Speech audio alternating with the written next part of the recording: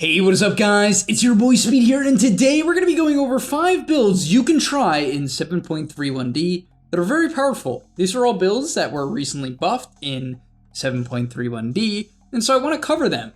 Some of them I've actually played already, funny enough. 2 of them I've actually played already. Actually 3 now that I'm looking at it. And I want to talk to you about my experiences with these changes, what they mean for these heroes, and what role and item builds are now viable with these heroes, and let's get into it. Also, I want to quickly let you guys know that if you want to become even more broken, what you should do is go sign up to the gameleap website. Currently, it is 50% off. So if you want to sign up, you're going to get exclusive content that I make over there where I'm going to talk about the pro games that I play in DPC Division 1. I'm going to do analysis for those games. I'm going to talk about patch content, go over all the new builds that you can try. Also, what I'm going to do for the website is I'm going to play games and experiment with these new builds, kind of analyze those games, do live game analysis over there as well. So if you're interested in that type of thing, use code RANK50. I'll repeat that, no spaces, RANK50 for 50% off.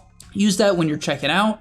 50% off right now. Click the link down below and I'll see you guys there. All right, so getting to the first one is no joke. I think people are gonna take this the wrong way when I say that the first hero is PUDGE. And PUDGE as a core. PUDGE as a safe laner, mid laner, or off laner. I think all 3 are viable. So much so where I even think that safe lane might be the most viable. Yeah, I know that sounds a little bit crazy, but let me talk about why. So PUDGE was maybe one of the most buffed heroes of this recent patch. If you don't know what changed, I'll quickly go over it. He got 3 base damage, which is insane. The hero literally comes to lane with like 80 damage. It is unbelievably easy to last hit and deny with PUDGE. Then the Flesh Heap damage block, which is a relatively strong mechanic against the right team comps, now blocks instead of 20 damage at level 4, 28 now. Nearly a 50% increase this patch, okay? It's about 40%. A wild buff. On top of that, his level 10 Rot Slow talent was increased from 14% to 16%. Now, of course, that's only 2%, and, you know, that's obviously not the biggest of deals, but the main thing I want you guys to understand here is that I honestly think PUDGE as a core was already pretty decent last patch. I don't think this is something that's going to break the meta, but if you're looking for something that is fun and viable, PUDGE offlane is the way to go. Here's the build that you go.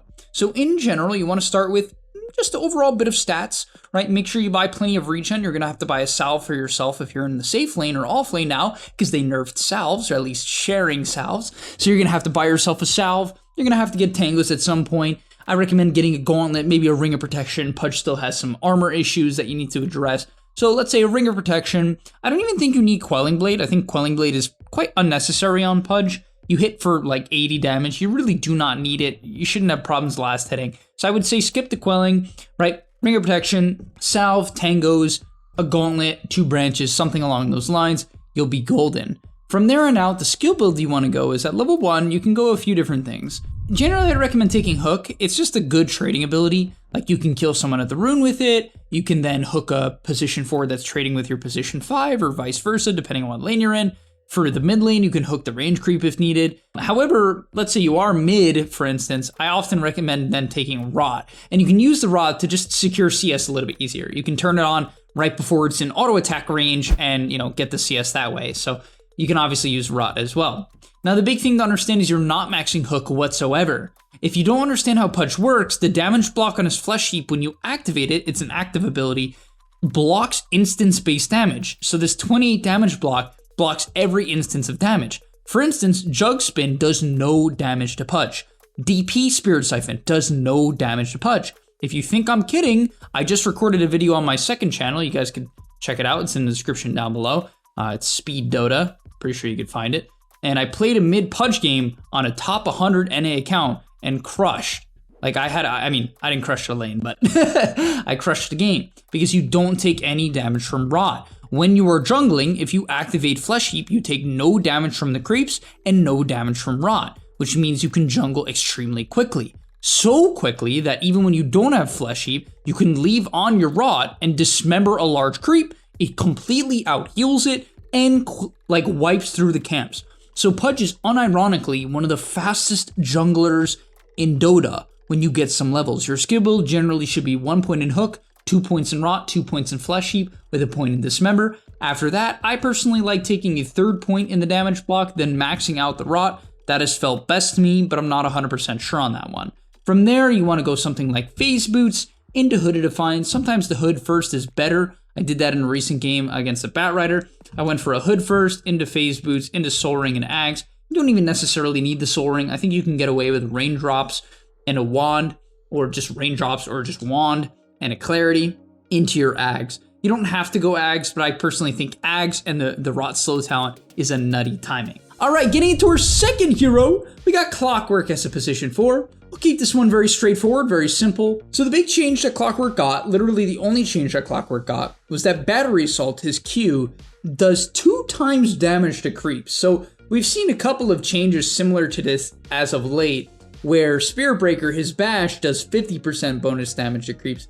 Chaos Knight's Crit also does 50% bonus damage to creeps. By the way, Chaos Knight is still very strong, if you were curious.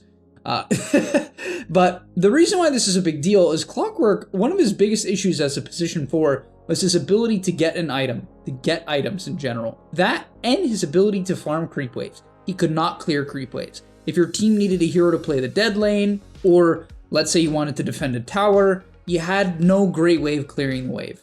Right, Battery Assault plus your Rocket Flare, you know, it would do a little bit, but it was somewhat underwhelming. It was slow. You double that. You double the Battery Assault. You wipe through these waves. It's not instant. You're not a coddle, but it's so much better than what it was in the past. This hero, CLOCKWERK, is generally picked for his initiation and vision game. Okay, let's keep it real. But now he just simply has this added benefit of being able to clear a creep wave. That's going to help him get to his Force Staff when he's close to it, get to his Spirit Vessel when he needs it, cut creep waves and defend towers, connect to fights faster, because if you're clearing a creep wave, you want to usually farm the whole thing, right? Sometimes when you're playing old CLOCKWERK, you'd have to spend so much time killing it that you'd show up to a fight late. This kind of just speeds up everything about your hero. It speeds up your item timing, your ability to connect to fights, your ability to cut waves and delay the game. There's so much that this really does, and I don't think people actually understand that. So I do believe that CLOCKWERK, I'm a huge fan of just like Vessel CLOCKWERK. You can get an early Vessel now, especially when you hit level 7, you can clear waves if needed, and that's the big change here. Next up is TERRORBLADE Safe Lane. I don't know why they decided to just give him 15 damage at level 1 on meta. On top of that, instead of being 30 at level 2, it's also 40 bonus damage at level 2 on the meta. So this hero is so strong with his first point in meta. I think the hero used to like back in the day get 30 damage at level 1 from meta. But the thing was, then the hero would like lose movement speed. Metamorphosis used to be a weird ability where it would make you like, I think it made you lose attack speed at some point. I'm not sure on that. But it would definitely make you lose movement speed at some point in Dota's history. Now you don't have any of those downsides, and yet you've got your 30 damage back at level 1. This hero chunks, like it chunks. There is no other way to put it besides, you know, TERRORBLADE collapse. And honestly, I felt this hero was fine as is. I will say that one thing that could be a downside is that TERRORBLADE definitely likes being fed salves. However, I think it's not the end of the world. You can buy your own salves, and that's not really a big problem. You'll be okay. You should play to win the lane on this current version of TERRORBLADE with the biggest, you know, one of the biggest buffs of the patch. Also, he doesn't buy BKB every game, and that's good because BKB got nerfed. That's just something to keep in mind for TERRORBLADE. He does buy it in a lot of games, though. Next up is Crystal Maiden. This is a hero I was hyping up previous to this patch, and now it just got buffed. Yes, funny enough, it did lose a point of strength, so has 20 less HP than in the past, but that's not really a big deal. The cast range on Frostbite was increased by 50, which I cannot stress how big of a buff that actually is. You won't know it until you play it. If you're a CM spammer, you know this is a big buff. The 50 extra cast range on Frostbite, it really does matter. In the lane, mid-game, wherever, whenever, doesn't matter. And then the slow duration on Crystal Nova was also upped by 0.5 seconds, which is just good. There's nothing else to say about it. So personally, big fan of CM. She got a huge buff in the last patch.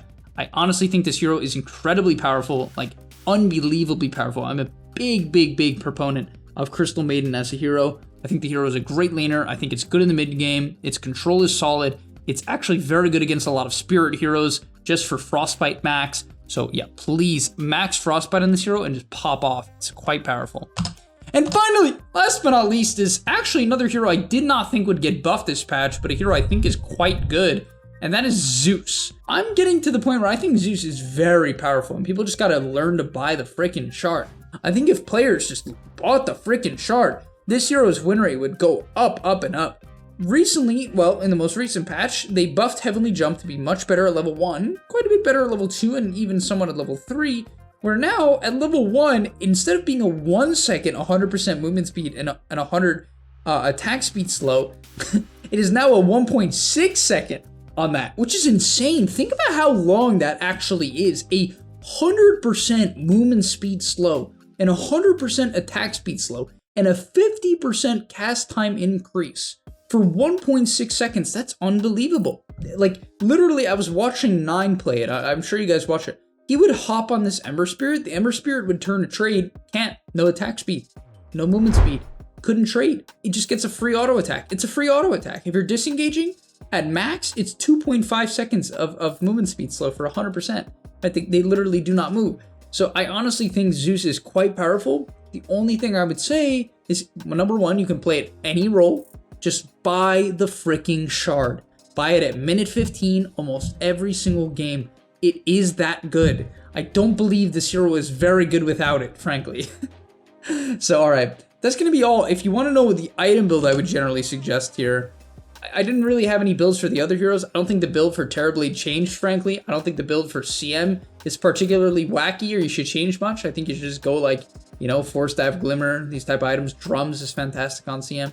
But for ZEUS, I think there's a few different builds you can go. If you're mid, you can go, I saw a Kaya Rush, so I wouldn't buy as many nulls now. I still think 1 null is okay just for the early stats, so you right-click a bit harder. Like, you can buy it after your bottle, and that's cool. It's still good. It gives, you know, a good amount of mana regen, but I definitely recommend buying Raindrops most games. It's going to make up for the lack of mana regen you would get from buying a second null. I'm not a huge... I think buying second null is okay on ZEUS because you're going to buy Arcane Boots. So as long as you buy Arcane Boots and, of course, bottle, and you backpack your nulls, which give max mana, while you're bottling and while you're Arcane Booting, you get a good amount of value out of them in that regard. Not too much. It's not really that overwhelming. I would definitely say nulls are definitely not as good as they were.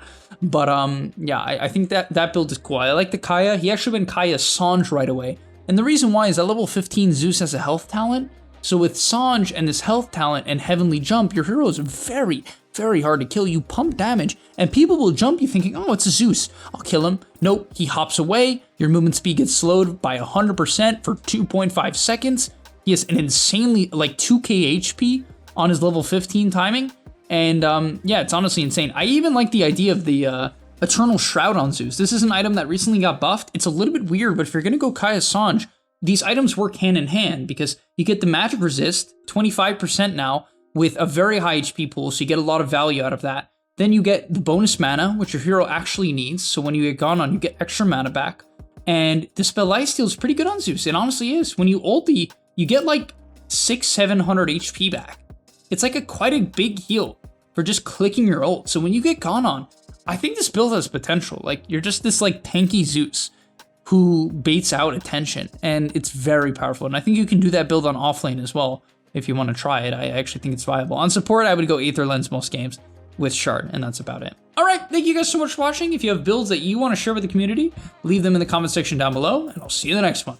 Peace! And that's all, but remember, before you leave, come on, before you tune out, subscribe to the GameLeap website where we are going to help you get to the next rank. If you're stuck, click the link down below, and I'm out. Peace.